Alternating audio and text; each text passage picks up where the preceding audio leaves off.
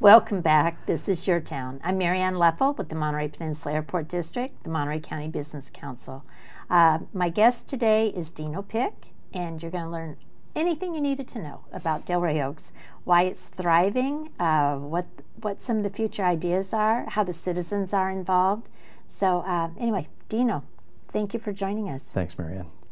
So we've got a couple of topics that are kind of hot right now, I think everywhere in Monterey County, one being short-term rentals.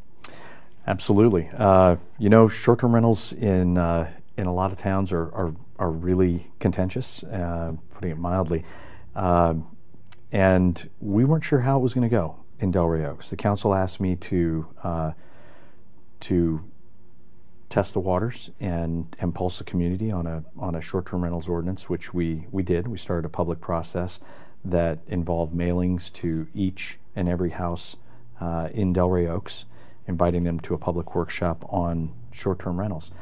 We held that workshop. It was well attended, and here's what we learned: that short-term rentals are not prohibited, but they're not regulated or taxed in Delray Oaks.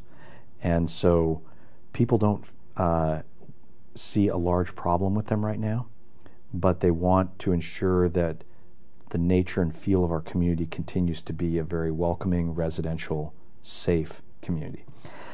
So with that, we crafted a draft ordinance, took it to council for some feedback, and then went to another public workshop, made some great modifications to it based on public input, where there were concerns about differentiating between whole home vacation rentals and home share, letting out of a room. And then we brought the ordinance to a first reading and a second reading, and it became law. And it was remarkably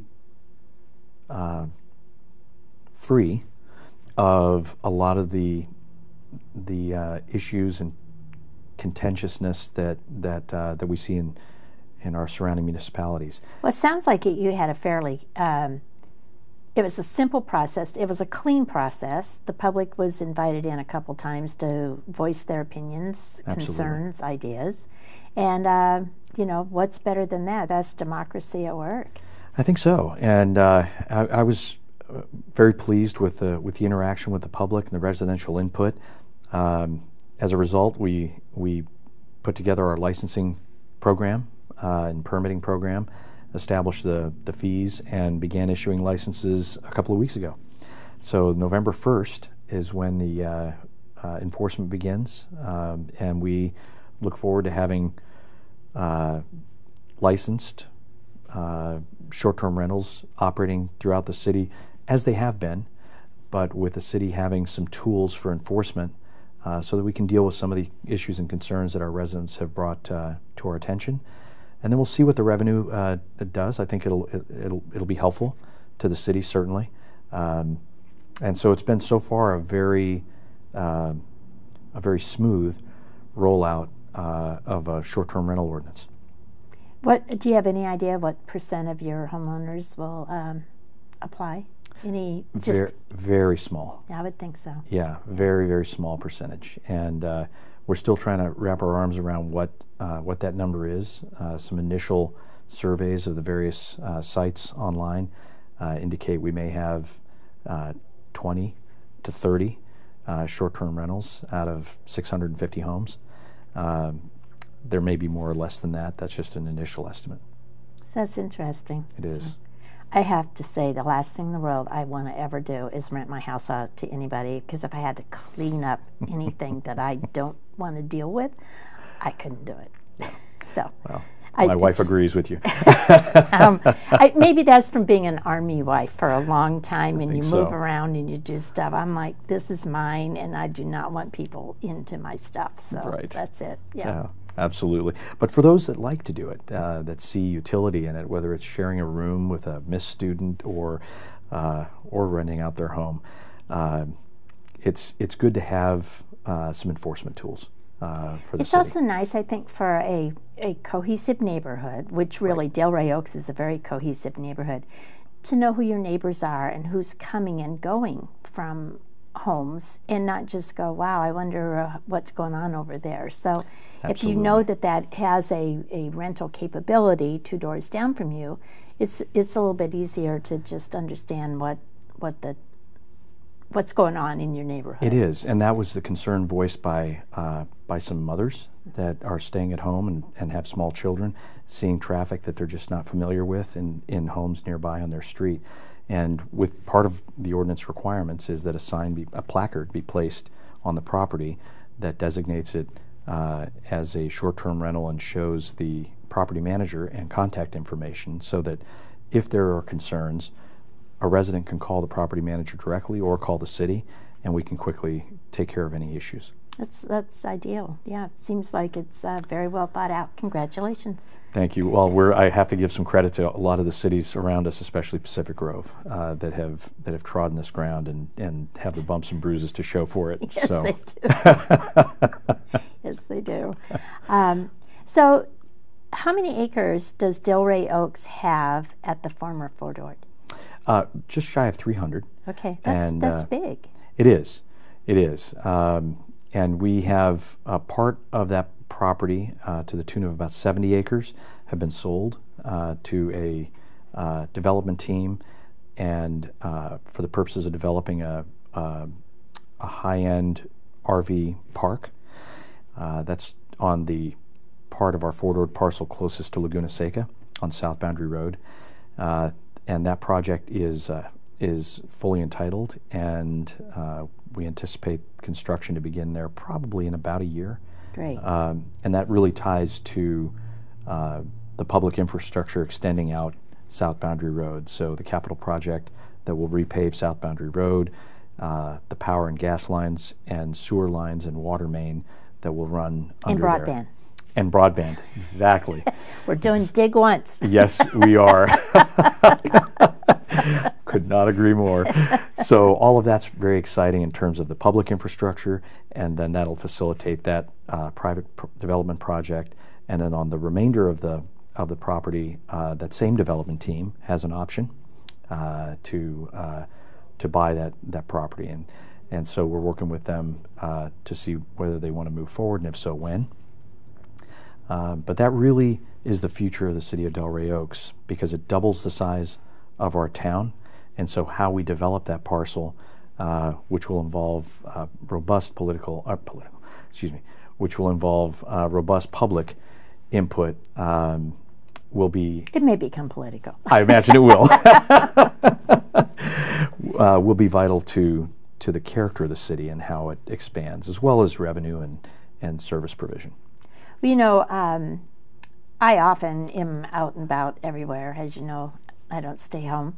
And South Boundary Road is just the best to go the back way into Ryan Ranch. And it keeps traffic off of Highway 68 if you're coming from Marina or Seaside area, or even if you're coming over from Salinas, and the Highway 68 is really kind of jammed up. Right. And it's nice with what Forrest's looking at, which is the extension between a connecting corridor between the Salinas Valley and the Peninsula cities, which also gives you another way to come around and come into Ryan Ranch and into that whole area there. I think it's so important. But South Boundary Road, I know, is high on the FORA list, and I cannot recommend enough that for everyone involved, City of Monterey, City of Delray Oaks, the Highway 68 corridor that suffers from traffic, and from events at Laguna Seca, to have that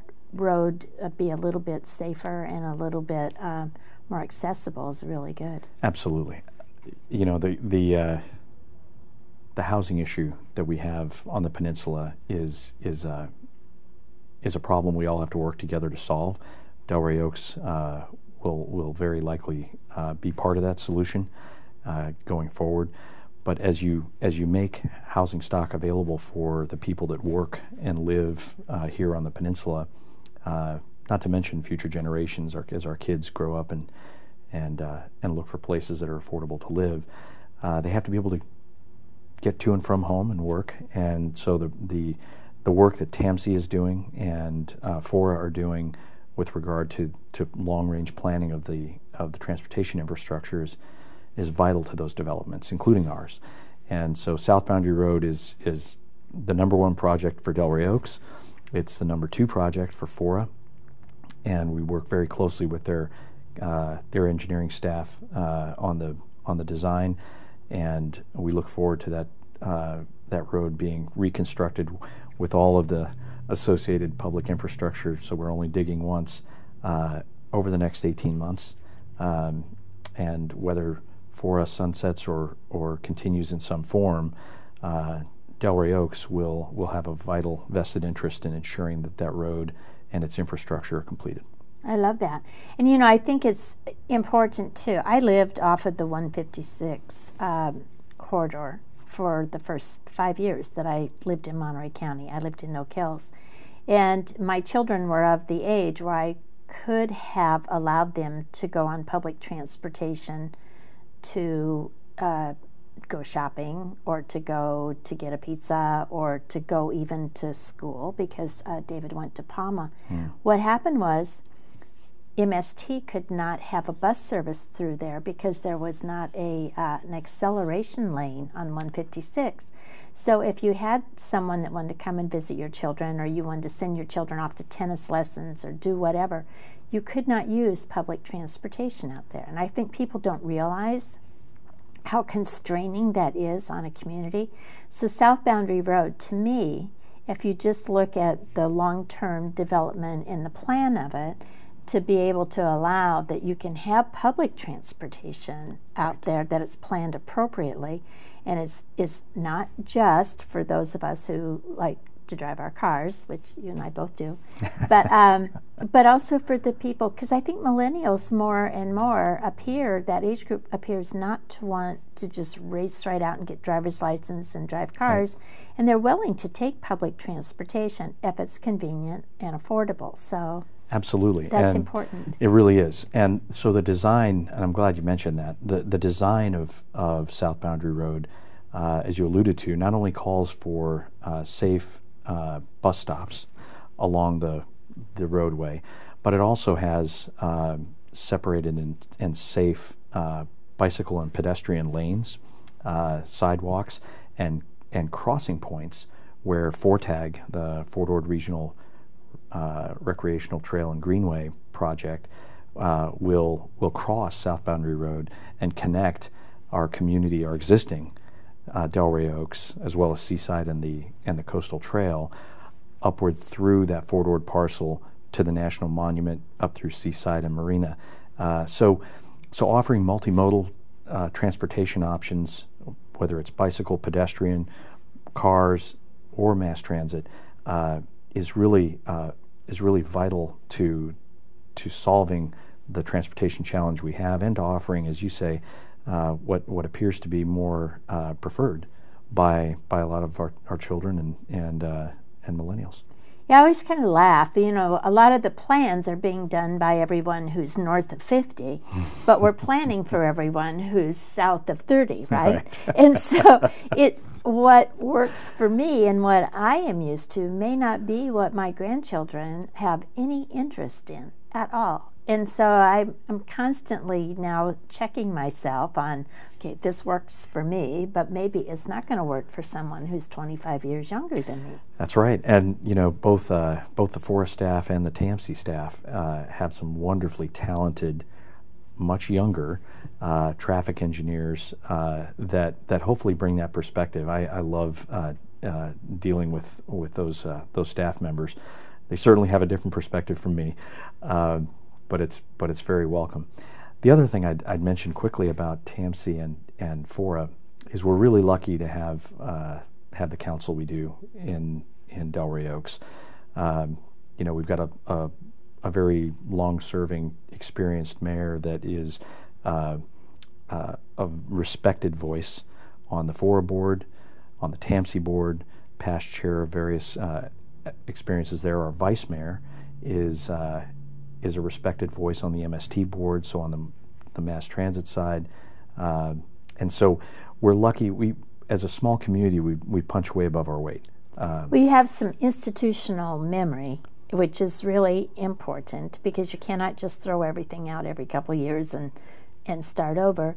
But also, as you say, a respected voice. So I always say that Delray Oaks actually has a much louder voice than what its number of population should have, or could have, because of the fact that you have someone who's very engaged. And I think all 5 of your council members have been engaged, and it appears that that's going to continue. So it looks really good. Yeah. I want to talk about FORTAG 1 second, because I have heard people's concerns about the path of FORTAG will come right down Carlton Drive, or it will cut right through the Frog Pond or whatever. Right.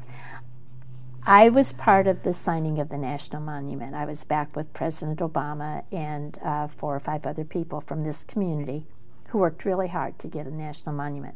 I did not work hard on that. What I did was answer the call of President Obama to come to represent the business community, that I believed we would have jobs that would be created with the advent of a national monument.